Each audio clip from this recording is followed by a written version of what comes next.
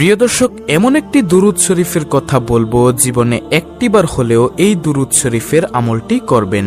নবীজি সাল্লাল্লাহু আলাইহি ওয়াসাল্লাম ওয়াদা করে বলেছেন, এই দুরূদ শরীফের আমলটি যদি আপনি করতে পারেন, পৃথিবীর মধ্যে সবচেয়ে সুখী মানুষ আপনি হবেন। কোনো কিছুর অভাব অনটন আপনাদের কাছে থাকবে না।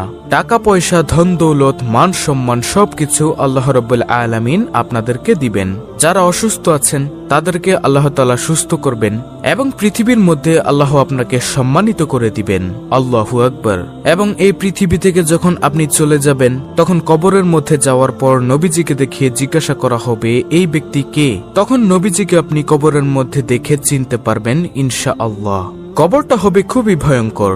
নবীজিকে যদি আপনি না চিনেন, আপনার স্থান হবে জাহান্নাম। আর আপনি এই দুরূদ শরীফের আমলটা যদি করতে পারেন, তাহলে অবশ্যই নবীজিকে কবরের মধ্যে দেখে চিনতে পারবেন এবং বলতে পারবেন, ইনিই হচ্ছে আমার নবী, বিশ্বনবী, আখিরি নবী, নবী মুহাম্মদ সাল্লাল্লাহু আলাইহি ওয়াসাল্লাম। এত পাওয়ারফুল এই শ্রেষ্ঠ দুরূদ শরীফটা।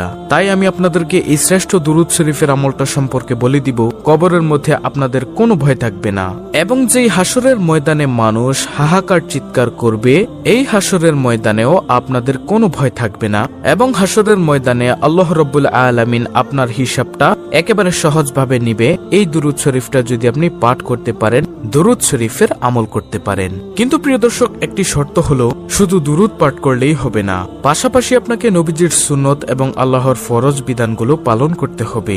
দেখা গেল যে আপনি নামাজ পড়লেন না, রোজা রাখলেন না, হালাল হারাম বিবেচনা করলেন না, শুধু দুরূদ পাঠ করলেন। হাসরের ময়দানে আল্লাহ রাব্বুল আলামিন আপনাকে ডাকবে, ডাকার পর আপনার চেহারার দিকে তাকাবে এবং আমলনামার দিকে তাকাবে। তাকিয়ে আল্লাহ রাব্বুল আলামিন বলবে, যাও বান্দা, তোমাকে আমি ক্ষমা করে দিলাম। তখন আর কোনো প্রশ্ন করবেন না। এই দুরূদের উসিলায় আপনি বিনা হিসেবে হাসতে হাসতে জান্নাতের মধ্যে প্রবেশ করতে পারবেন ইনশাআল্লাহ, যদি আল্লাহ দয়া দেন। তাই আমি আপনাদেরকে অনুরোধ করে বলবো, অবশ্যই দুরূদ শরীফের আমল করবেন। যে কোনো দুরূদ শরীফ পড়লেই তো লাভ, কিন্তু এই দুরূদ শরীফটা পড়লেই স্পেশাল লাভ।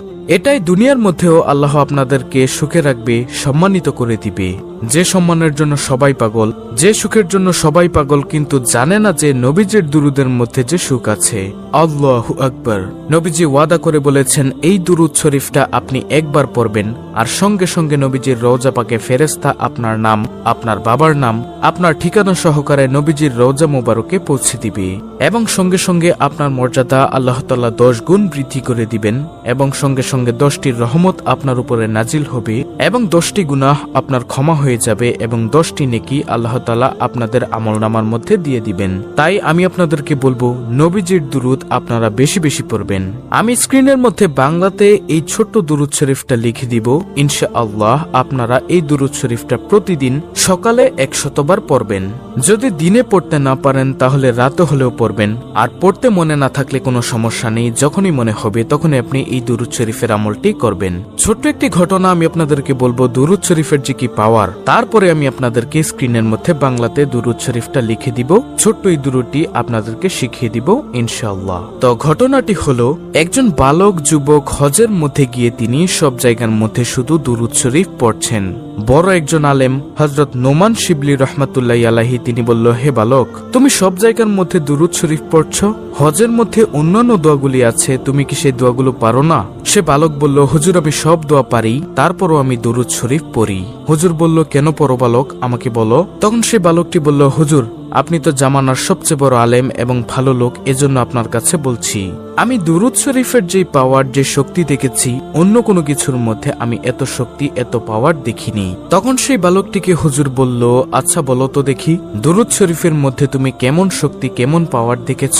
তিনি বলল, অর্থাৎ সেই বালকটি বলল, আমার বাবার সঙ্গে আমি হজের মৌসুমের সময় কাফেলার সঙ্গে আমরা হজ করতে আসতেছিলাম। আসার সময় পথিমধ্যে আমার বাবা হঠাৎ করে অসুস্থ হয়ে গেল। অসুস্থ হয়ে যাওয়ার পর আমাদের যাত্রা বিরতি করলো।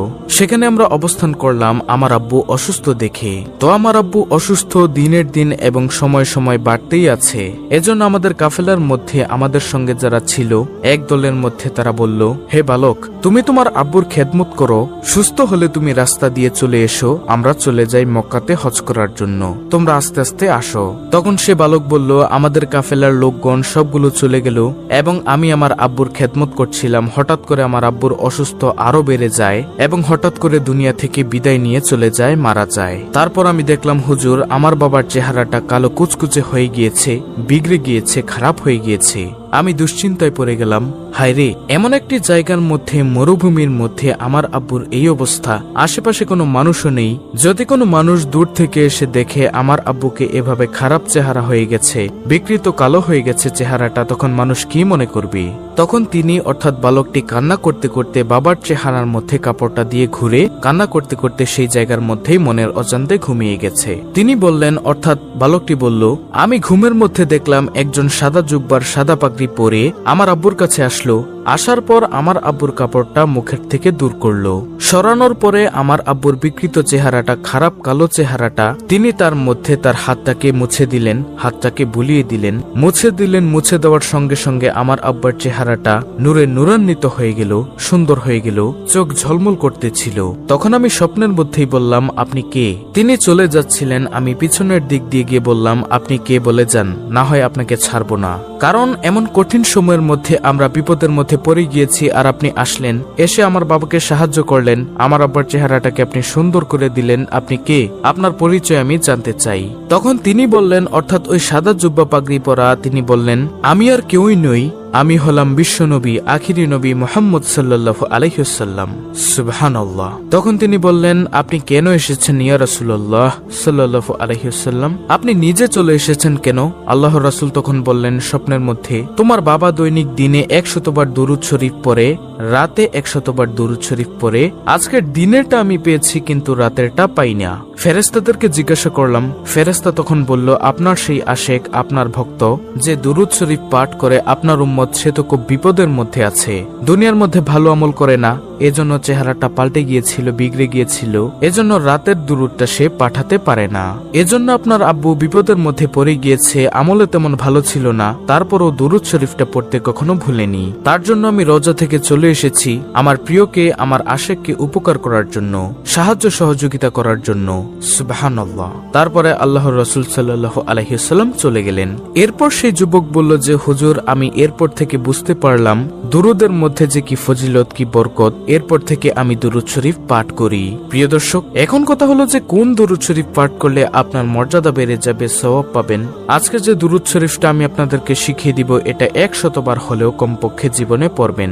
যদি পারেন প্রতিদিন পড়বেন, যদি না পারেন আপনার যখনই মনে চাইবে তখনই এই দুরুদ শরীফটা পড়বেন। প্রিয় দর্শক, আর সেই দুরুদ শরীফটা হলো, আল্লাহুম্মা সাল্লি আলা মুহাম্মদ কুল্লামা যাকারাহু যাকিরুন ওয়া কুল্লামা গাফালা আন যিকরিহিল গাফিলুন। প্রিয় দর্শক, আমি আবার বলছি, দুরুদটি ভালো করে শুনুন, স্ক্রিনশট নিয়ে নিন।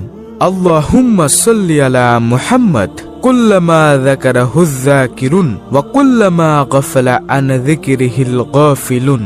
খুবই পাওয়ারফুল একটি দুরুদ, আপনারা প্রতিদিন 100 বার করে হলেও পড়বেন। যে কোনো সময় মনে চাইলে এই দুরুদটি পাঠ করবেন। টাকা পয়সা, ধন সম্পদ আপনার চতুর্দিক থেকে আল্লাহ রাব্বুল আলামিন আপনাকে দিয়ে দিবেন ইনশাআল্লাহ। অত্যন্ত গুরুত্বপূর্ণ একটি ভিডিওটি ভালো লাগলে অবশ্যই চ্যানেলটিকে সাবস্ক্রাইব করে পাশে থাকা বেল বাটন অল বাজিয়ে দিবেন। ভিডিওটিতে একটি লাইক দিবেন এবং কমেন্টে আমিন লিখবেন এবং অন্য মুসলিম ভাই বোনদের কাছে ভিডিওটি শেয়ার করে দিবেন, যেন তারাও আজকের ভিডিওটি দেখে এই দুরুদের আমলটি শিখে করতে পারে। আল্লাহ রাব্বুল আলামিন আমাদের সকলকে এই দুরুদের আমল নিয়মিত করার তৌফিক দান করুন। আমিন।